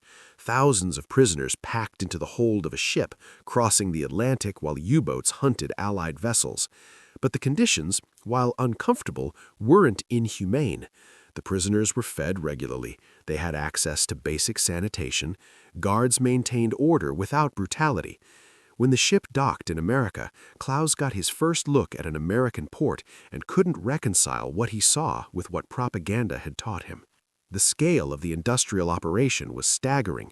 Ships by the dozen loading and unloading, cranes, warehouses, trucks, trains, and organized chaos that functioned with clockwork precision. This was supposed to be inferior? The train journey across America destroyed more illusions. The country just kept going, mile after mile of farmland showing no signs of war damage, cities that appeared prosperous and functioning, infrastructure that looked modern and well-maintained. The propaganda had suggested America was internally divided, economically weak, on the verge of collapse. But rolling past window after window, Klaus saw only evidence of a nation barely touched by the war, operating at what appeared to be a fraction of its actual capacity. Arrival at Colorado camps brought the contradictions into sharp focus. The facilities were good, not luxurious, but well-constructed, properly heated, equipped with everything needed for basic comfort. The food was adequate and regular. The guards were professional. The medical care was available and competent. None of this matched the stories they'd been told about how Americans treated their prisoners. Medical care became a flashpoint for cognitive dissonance. Gefreiter Hans Müller had a chronic cough from exposure to gas during combat. In the German military, he'd been given basic treatment and told to function through it. At Camp Carson near Colorado Springs, a doctor examined him thoroughly, ordered x-rays, diagnosed mild pneumonia, and prescribed antibiotics.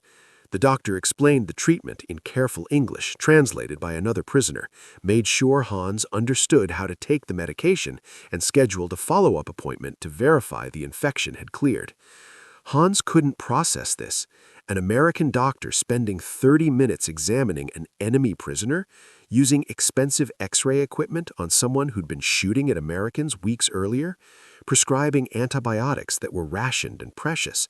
The doctor treated him as if his health mattered, as if his suffering was worth addressing, as if being a prisoner and enemy didn't eliminate his basic humanity.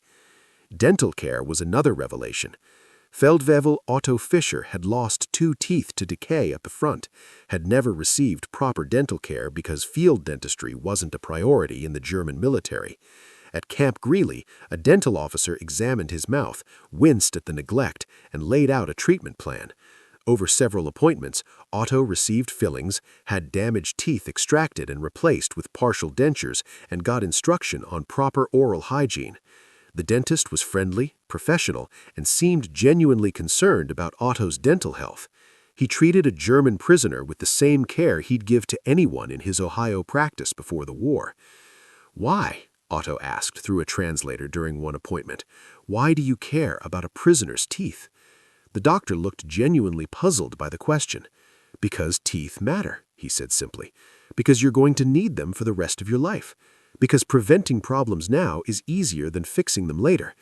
Because," he paused, choosing words carefully, "because you're a person and people deserve basic care." That answer was more devastating than any propaganda film. The casual assumption that even enemy prisoners deserved care, that their long-term health mattered, that humanity transcended military conflict. It contradicted everything Otto had been taught about Americans and warfare and the hierarchy of human value. The food situation was equally confusing. Prisoners received approximately 2,500 calories daily, carefully tracked to ensure compliance with Geneva Convention requirements. The meals weren't fancy, but they were consistent and adequate. Bread, meat, vegetables, fruit when available. The quality was better than what German frontline troops were receiving, better than what German civilians had access to, sometimes better than what American civilians could buy given rationing restrictions. The prisoners ate better as captives than as soldiers. This created guilt and confusion in equal measure. They were eating well while their families back home might be going hungry. They were receiving food that their fellow soldiers at the front desperately needed. The cognitive dissonance was painful. How could enemies treat them better than their own government had? What did that say about the society they'd fought for? What did it reveal about the society they'd fought against? The pay system added another layer of contradiction. Prisoners who worked received 80 cents per day in camp scrip. It wasn't much, but the principle was radical. Enemy prisoners performing labor had value, deserved compensation, were entitled to buy small luxuries. The camp canteen sold cigarettes, candy, toiletries, writing supplies. Prisoners could spend their earnings on items that made captivity more bearable. They were being treated as human beings with wants and needs beyond mere survival. Compare this to how Germany treated Soviet prisoners. 3.5 million Soviet POWs died in German captivity, most from deliberate starvation, exposure, and neglect. They were considered Untermenschen, subhumans whose lives had no value. They were worked to death in labor camps, denied medical care, given starvation rations that ensured a slow death. The contrast was obscene. German soldiers imprisoned in America received better treatment than Soviet soldiers imprisoned in Germany. How did you reconcile that? How did you maintain belief in German racial superiority when your supposed inferiors treated you more humanely than your superiors treated their prisoners? Education further undermined Nazi indoctrination. The camp libraries held books in German, newspapers, magazines. Prisoners could read American publications, see how the war was being reported, get information that German propaganda had filtered or distorted. They could take classes in English, mathematics, history, learning from other prisoners or sometimes from American instructors who volunteered their time. The Americans weren't trying to keep prisoners ignorant, they were providing tools for education and growth. The re-education efforts were more direct, but still surprisingly gentle. Films showing Nazi concentration camps as they were liberated, lectures about the real situation in Germany, the crimes being uncovered, the lies that had sustained the regime. The Americans presented information and let reality do its work. This restraint was its own kind of defeat. If the Americans had been cruel, prisoners could have maintained their beliefs, could have seen mistreatment as validation of Nazi propaganda. But kindness was harder to resist. Competence was harder to dismiss. When your captors feed you, heal you, educate you, treat you with dignity even though they have every reason to do otherwise, maintaining hatred becomes impossible. The camps became sites of transformation. Men who arrived as convinced Nazis left as something different. Not all, some maintained their beliefs despite everything, but many couldn't sustain ideology in the face of contradictory experience. They'd been told Americans were inferior, but the Americans had won. They'd been told Americans were cruel, but the Americans were kind. They'd been told their cause was just, but the evidence showed it was criminal. Every day behind wire in Colorado was another day of having their worldview contradicted by reality. Some prisoners began planning for a different future.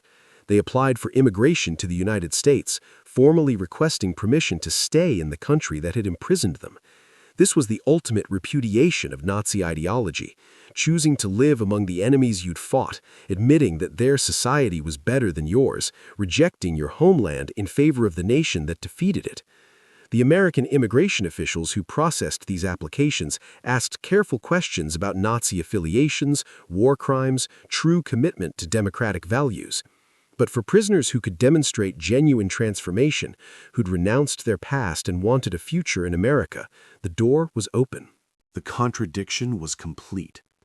Germany had promised its soldiers that they fought for civilization against mongrel chaos. Instead, those soldiers discovered that their enemies embodied civilization, while their own regime had created chaos. The mountains of Colorado, the adequate food, the medical care, the dignity of treatment, all of it contradicted every lie the Nazi regime had told. The propaganda had failed, not because Americans refuted it with words, but because they refuted it with actions. Klaus Richter, lying in his bunk at Camp Hale late at night, sometimes tried to add up the cost of his treatment.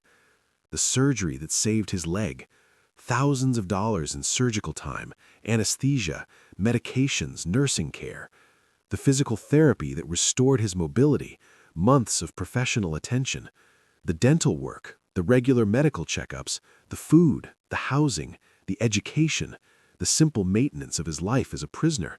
The total was staggering. The Americans were spending more to keep him healthy and functioning in prison than Germany had spent on him as a frontline soldier. Why? The question haunted him. Not why legally, he understood the Geneva Convention required certain treatment, but why morally? Why invest so much in enemies? Why treat prisoners as if their lives had value? Why maintain principles even when abandoning them would be easier and probably justified? The answer, he gradually realized, was that for Americans, the principles weren't negotiable. They believed certain truths were self-evident, that all men were created equal, that basic rights existed independent of nationality or circumstance. They believed it enough to act on it, even when acting on it was expensive and difficult.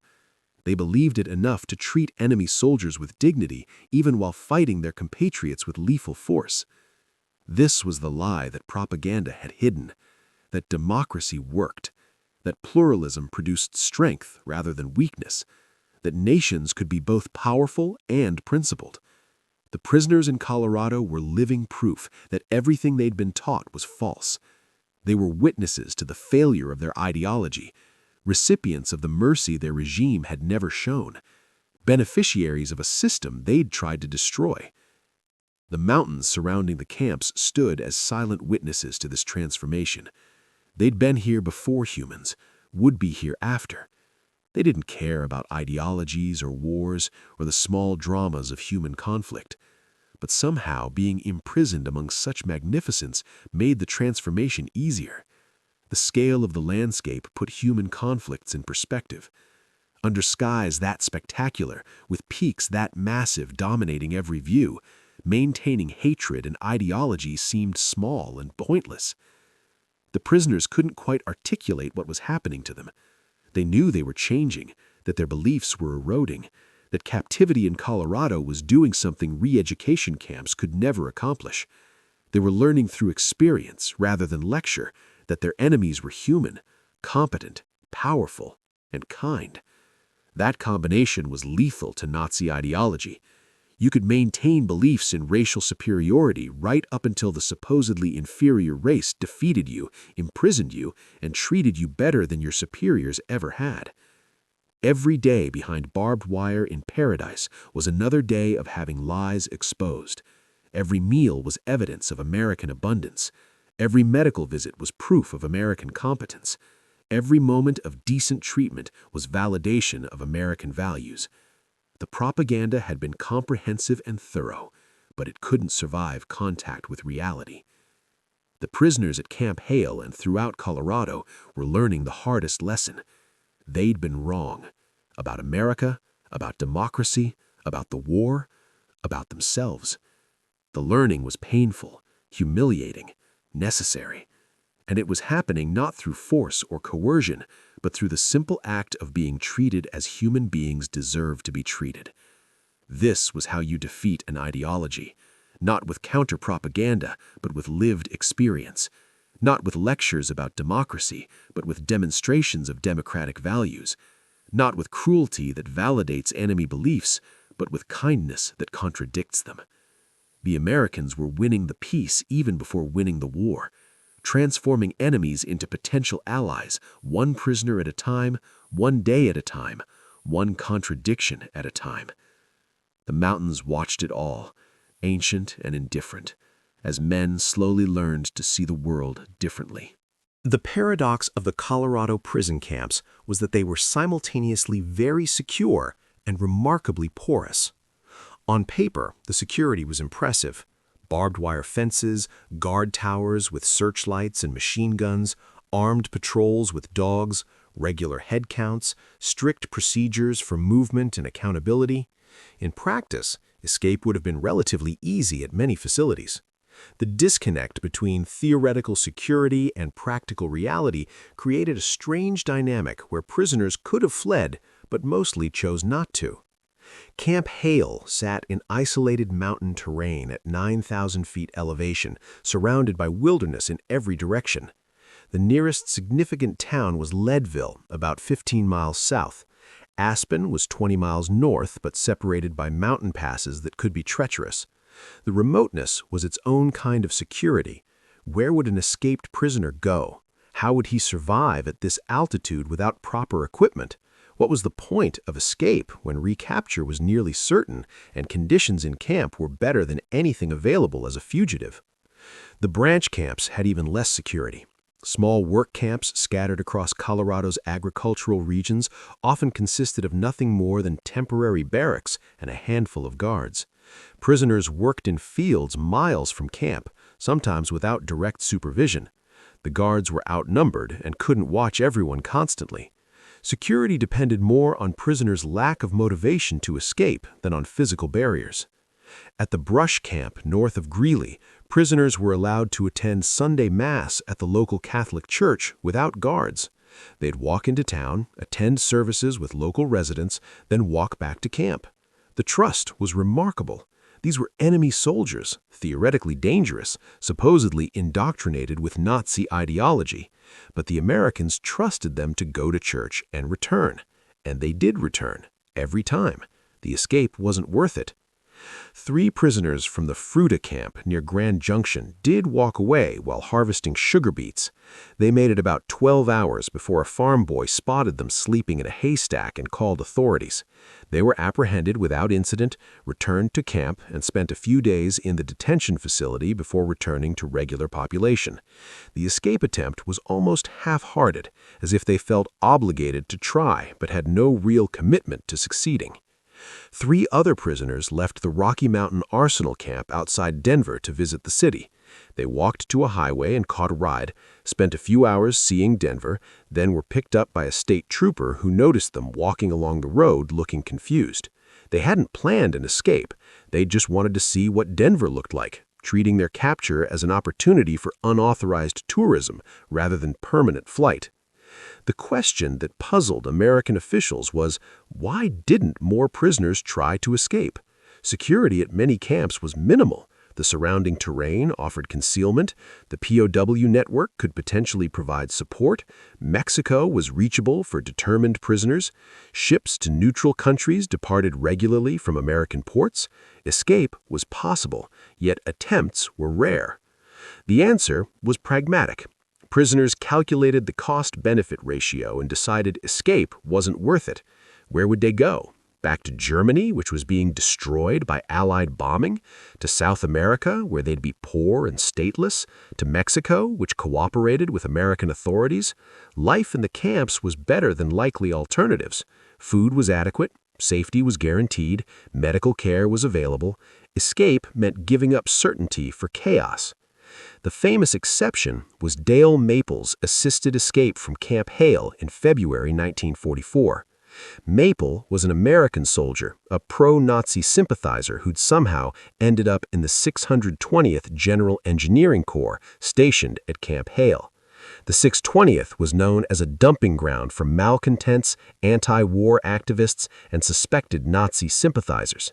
The Army grouped these problematic soldiers together and sent them to remote Camp Hale where they could be watched. It was a decision that would prove catastrophic. Maple outdid all his fellow malcontents by actually sneaking into the German POW compound wearing an Afrika Korps uniform. He partied with the prisoners for several days, sharing American cigarettes and whiskey, bragging about his Nazi sympathies, and eventually convincing 2 prisoners to attempt escape with him. On February 4, 1944, Maple and the 2 Germans slipped away from Camp Hale. The escape plan was ambitious. They would hike through the mountains to Mexico, a journey of more than 1,000 miles through winter terrain. Maple had stolen maps, compasses, money, and supplies. The 3 men made it surprisingly far. They crossed the Colorado-New Mexico border, kept moving south, avoided population centers, and managed to reach the Mexican border near El Paso.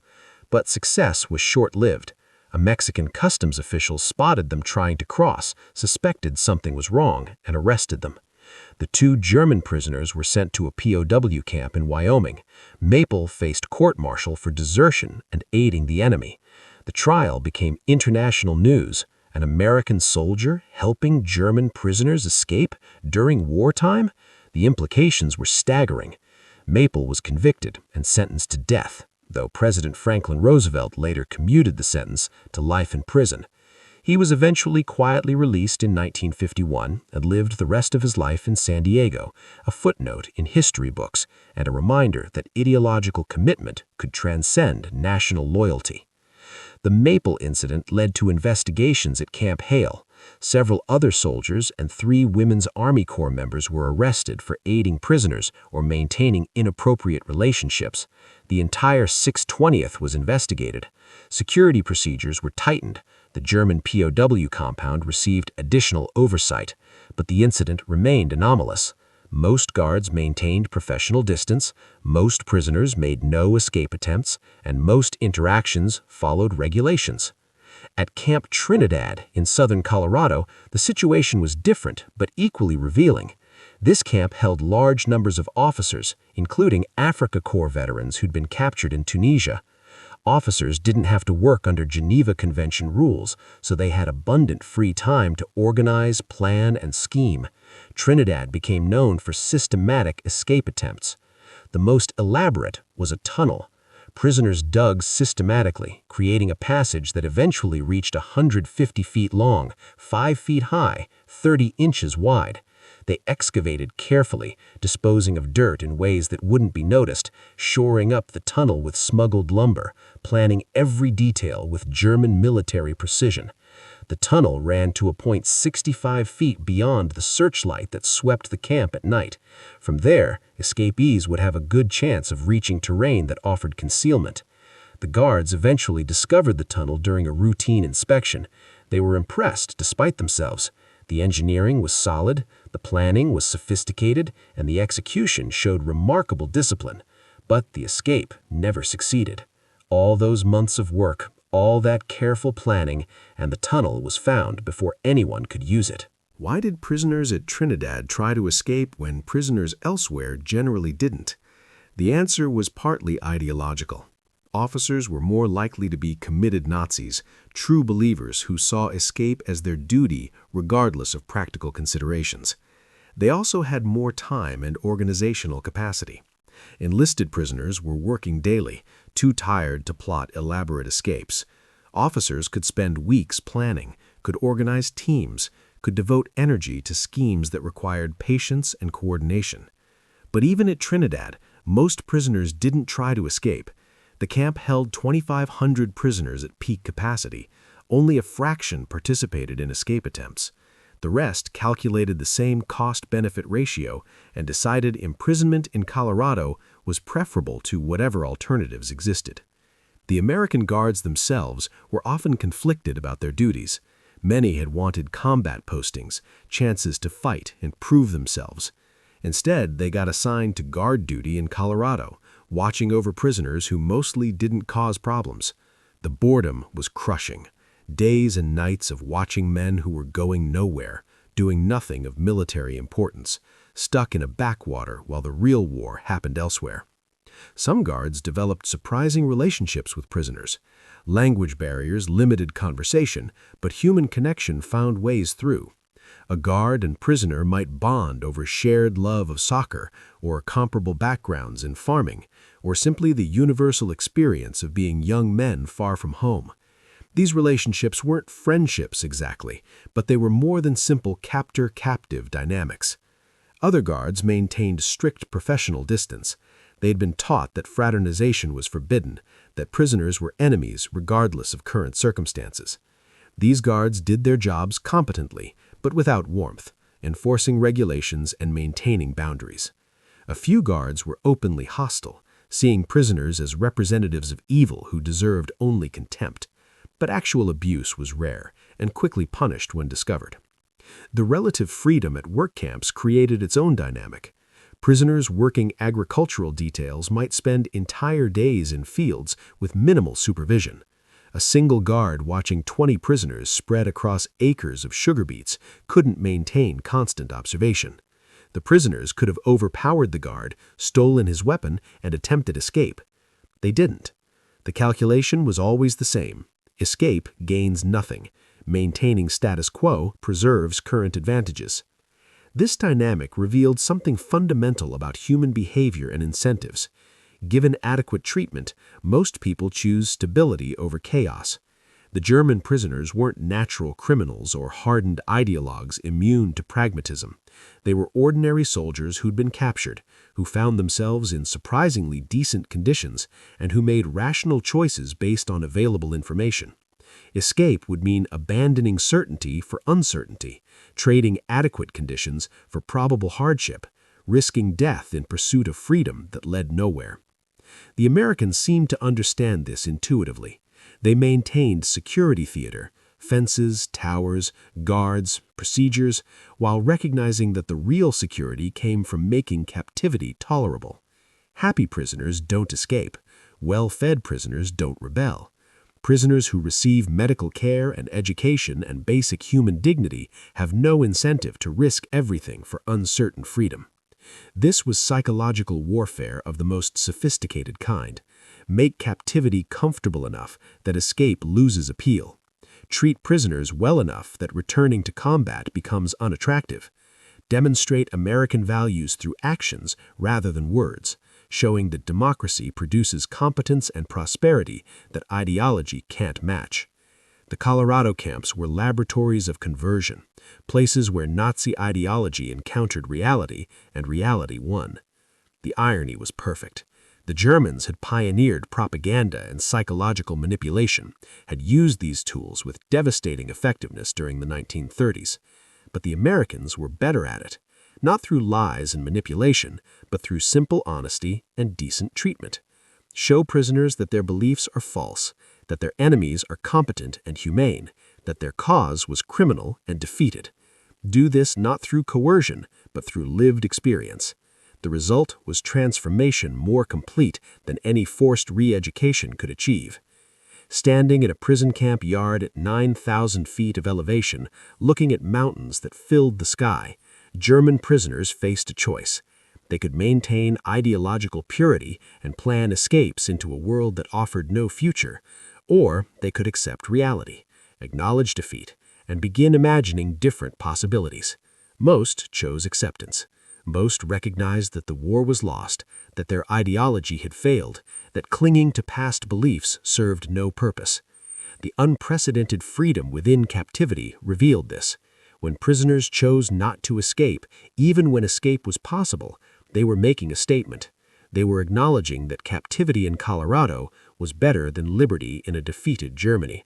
They were voting with their feet to stay put, to accept their current situation, to wait out the war in relative comfort rather than risk everything for symbolic resistance.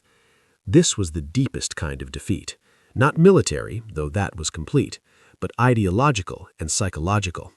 When your prisoners don't want to escape, When they prefer captivity among enemies to freedom among compatriots, the war is over in ways that military surrender can't capture. The Americans understood this. They created conditions that made escape unappealing, that transformed enemies into men who'd rather stay than go. And 20 miles away, Aspen waited, a symbol of the freedom prisoners could imagine but not access. A mountain town where American soldiers went on passes to ski and drink and be young. They knew it was there. They heard about it constantly. They could picture it, this place where the war didn't exist, where mountains were playgrounds, where life continued in normal patterns. They couldn't go to Aspen, but in a strange way, they didn't need to.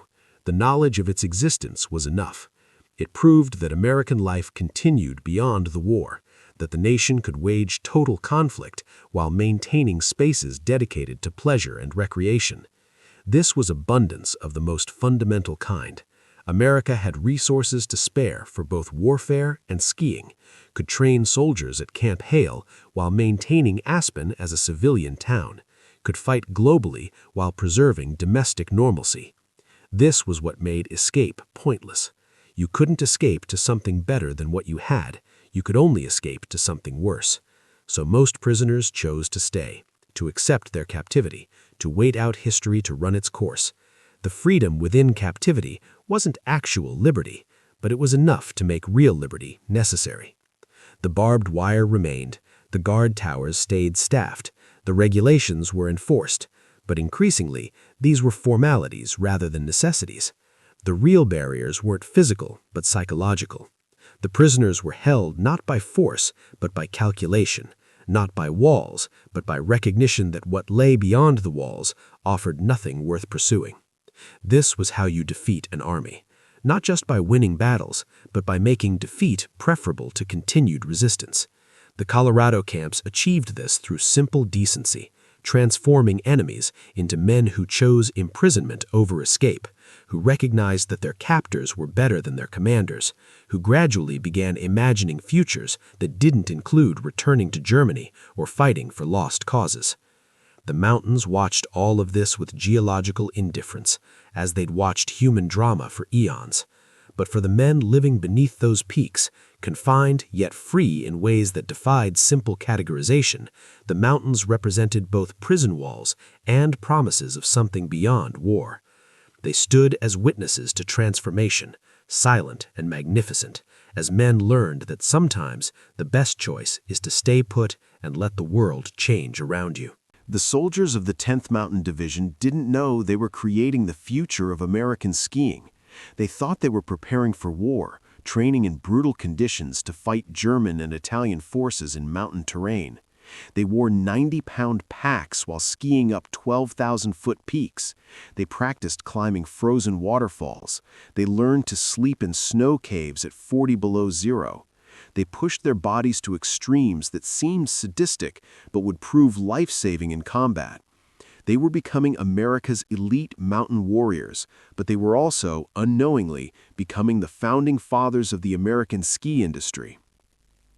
Camp Hale sat in the heart of what would become Colorado's ski country, 10 miles south of what would eventually be Vail, 40 miles from what would become Copper Mountain, 70 miles from Breckenridge. The training ground for America's mountain troops was surrounded by peaks that would later host millions of recreational skiers annually. But in 1943, those peaks were just terrain, training ground, obstacles to overcome. The recreational potential was visible to anyone who looked, but looking required imagination. Most soldiers were too busy surviving training to imagine futures beyond the war. Some did see it, though. Friedel Pfeiffer was an Austrian immigrant who'd been a champion ski racer in Europe. He joined the 10th Mountain Division at Camp Hale and immediately recognized the quality of the terrain. The mountains around camp offered everything serious skiing required: elevation for reliable snow, varied terrain from gentle slopes to challenging steeps, aspect diversity that created different conditions throughout winter. When Pfeiffer visited Aspen on weekend passes and looked at the undeveloped slopes rising directly from town, he didn't just see a mountain, he saw opportunity. Pete Siebert had dreamed since childhood of building the perfect ski resort. He joined the 10th Mountain Division to learn mountain warfare and skiing, seeing the war as an interruption of plans he'd eventually resume. During training at Camp Hale, Pete skied terrain that would later become famous. He learned from instructors who'd been professionals in European resorts. He absorbed knowledge and skill that would prove invaluable after the war. Then he went to Italy, took shrapnel from a mortar shell that destroyed his kneecap, and was told by doctors he'd never ski again.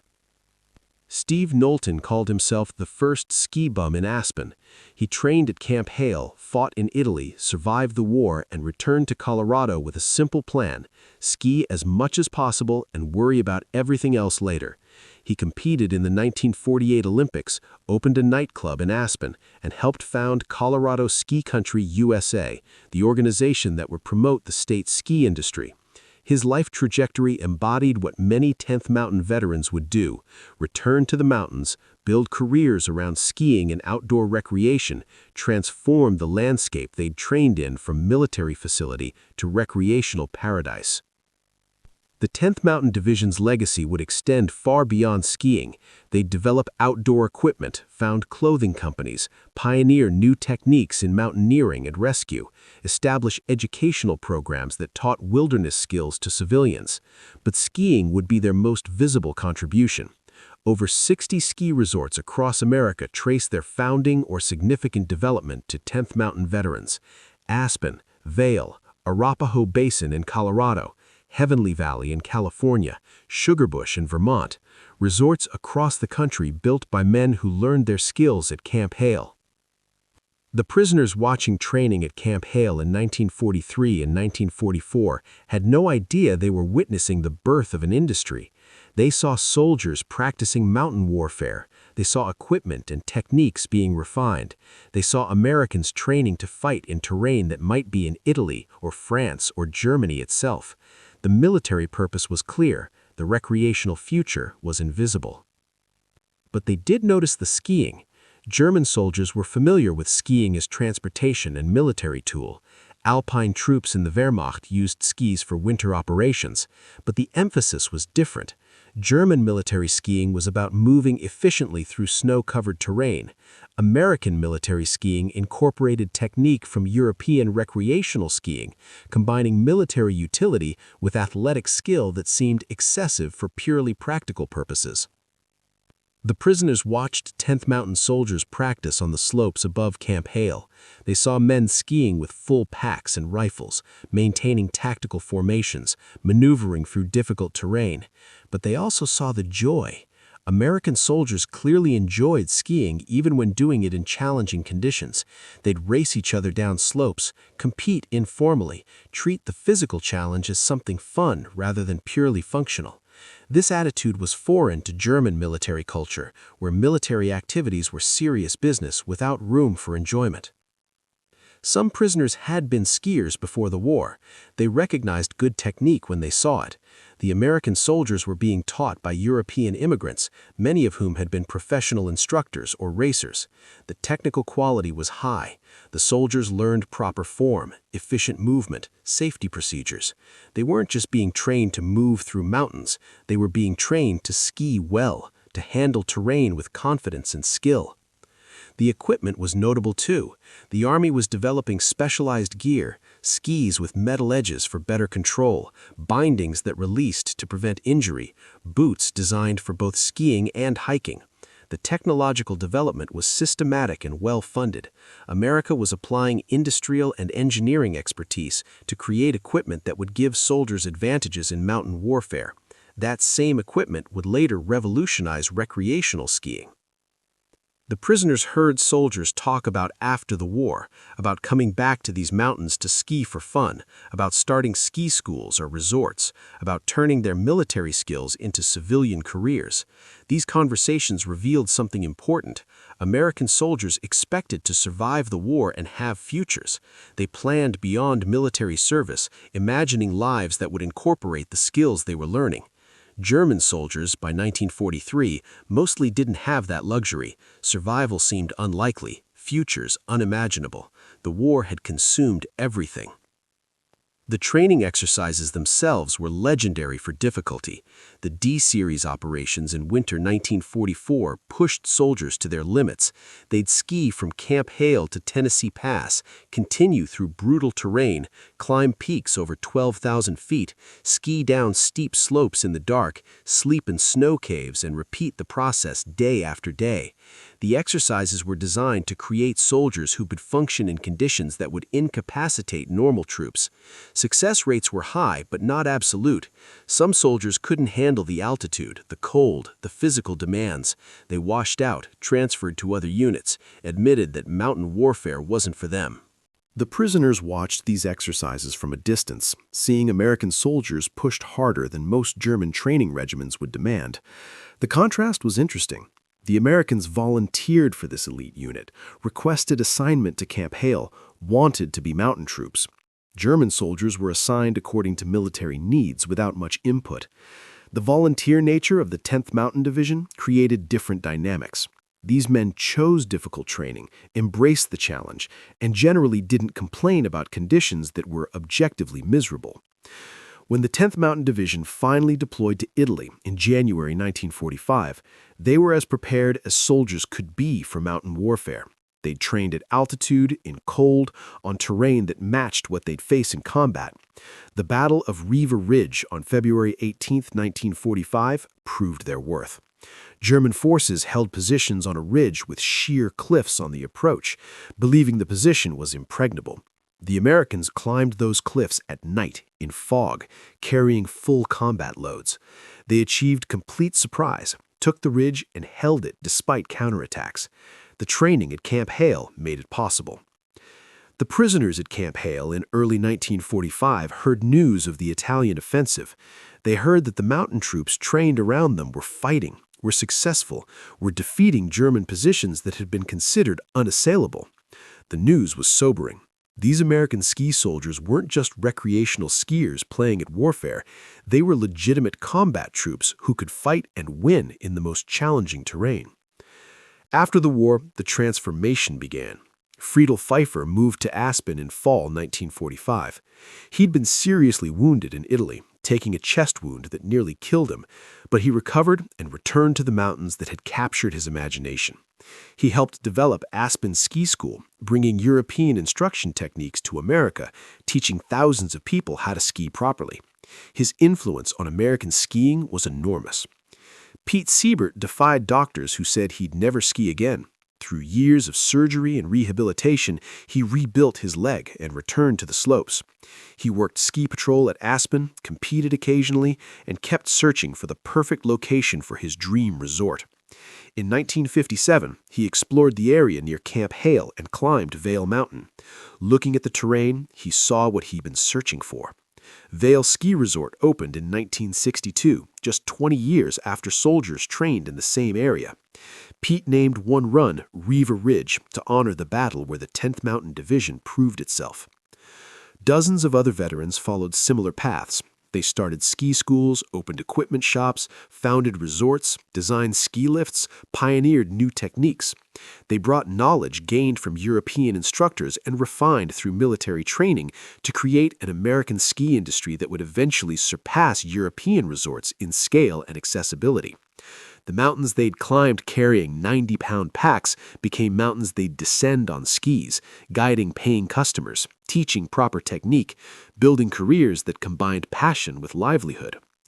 The prisoners who'd watched training at Camp Hale missed seeing this transformation. Most were repatriated to Germany after the war, returning to a devastated country that needed rebuilding before anyone could think about recreational skiing. A few stayed in America, legally immigrating and building new lives in their former enemy's country. Those who stayed might have eventually skied the mountains they'd viewed through barbed wire, might have visited Aspen or Vail, might have encountered 10th Mountain veterans working in the industry. The irony was profound. The prisoners were confined in paradise while soldiers prepared for hell. But the soldiers' preparation for combat became preparation for recreation. The brutal training that created mountain warriors also created ski instructors and resort founders. The equipment developed for warfare became equipment used for pleasure. The techniques learned to survive combat were the same techniques that made skiing accessible to millions. By the 1960s, Colorado's ski industry was booming. Aspen had transformed from a dying mining town to world-class resort. Vail had been built from nothing into one of America's premier destinations. Other resorts followed. The economic impact was enormous. Tourism became a pillar of Colorado's economy. The mountains that had been military training ground became recreational playground, generating billions in revenue, providing employment for thousands, attracting visitors from around the world. The transformation happened quickly. 20 years from Camp Hale's opening to Vail's founding. 1 generation from military training to recreational industry. The speed reflected American capacity for reinvention, for turning wartime investment into peacetime prosperity, for recognizing opportunity and capitalizing on it. The GI Bill helped. Veterans could get education, start businesses, buy homes. The economic boom helped. A growing middle class had disposable income, and cars and interstate highways could take ski vacations that previous generations couldn't afford. The 10th Mountain Division became legendary. Their combat record was impressive. They'd fought successfully in Italy's mountains, helped break German defenses, contributed to Allied victory. But their peacetime legacy was arguably more significant. They didn't just help win the war, they helped define what America did with the victory. They transformed landscapes, created industries, made mountains accessible. The battlefields of their training became playgrounds for their children. The prisoners who'd been at Camp Hale would have found this trajectory astonishing. They'd seen military efficiency, effective training, competent preparation for warfare, but seeing that same preparation transform into recreational industry, watching soldiers become ski instructors, observing mountains shift from battleground to playground, this would have been incomprehensible in 1944. How did a nation make that transition so seamlessly? How did it turn war machine into leisure industry without missing a beat? The answer was in the same abundance that characterized everything about the American war effort. America had resources to do both, to wage total war and to plan for peace, to train mountain soldiers and to envision mountain resorts, to fight in Europe while maintaining civilian life at home. The mountains around Camp Hale symbolized this. They were training ground and future resort site simultaneously. The two purposes didn't conflict because America could accommodate both. Standing at Camp Hale in 1944, you could see the future if you knew how to look. The soldiers learning to ski were learning skills they'd use for decades. The mountains being climbed for military training would be climbed for recreation. The techniques being refined for combat would be taught to vacationers. The whole enterprise would transform. Purposes would shift. Warfare would become leisure, but the mountains would remain. Constant, beautiful, indifferent to human purposes, equally suitable for training soldiers or entertaining tourists. The prisoners couldn't see this future. They were too focused on present captivity, on survival, on the war's outcome. But the seeds were being planted around them. Every American soldier learning to ski at Camp Hale was a potential ski instructor. Every mountain climbed was future terrain for recreational climbing. Every technique refined was knowledge that would transfer to civilian purposes. The transition from military to recreational would be seamless because the skills overlapped perfectly.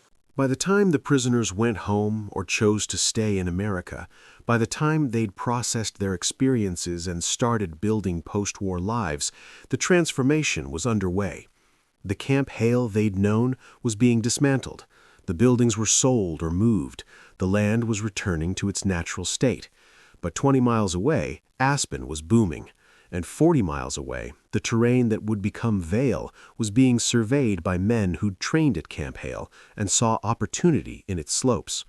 The future those prisoners couldn't imagine was becoming reality. The mountains they'd viewed through barbed wire were becoming available to everyone. The paradise they could only dream about was opening to public access. The irony was complete. They had been imprisoned in the birthplace of American skiing, confined in terrain that would become some of the world's most famous ski resorts, captive in mountains that would symbolize freedom and leisure for millions. They couldn't have known. But the 10th Mountain Division veterans knew. They'd trained in Camp Hale and found heaven in the same mountains. They'd learned to ski while preparing for war and used those skills to build peace. They'd seen what Colorado's mountains could become and made it happen. The legacy of the 10th Mountain Division wasn't just military, it was recreational, economic, cultural. They didn't just help win World War II, they helped define what America became after winning. The mountains endured, as mountains do. They'd hosted training and combat preparation, witnessed captivity and transformation, served warfare and recreation with equal indifference.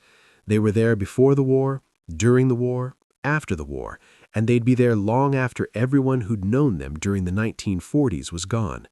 But for one generation, those mountains meant everything. They were training ground and prison, challenge and beauty, preparation for war and foundation for peace. The prisoners at Camp Hale got a glimpse of something they couldn't quite process. They saw American soldiers who enjoyed physical challenge even when it was grueling. They saw training that combined military necessity with athletic skill. They saw men who planned for futures beyond the war, who imagined coming back to these mountains not to fight, but to ski. They saw abundance that allowed a nation to pursue both war and recreation simultaneously. And maybe, just maybe, some of them understood.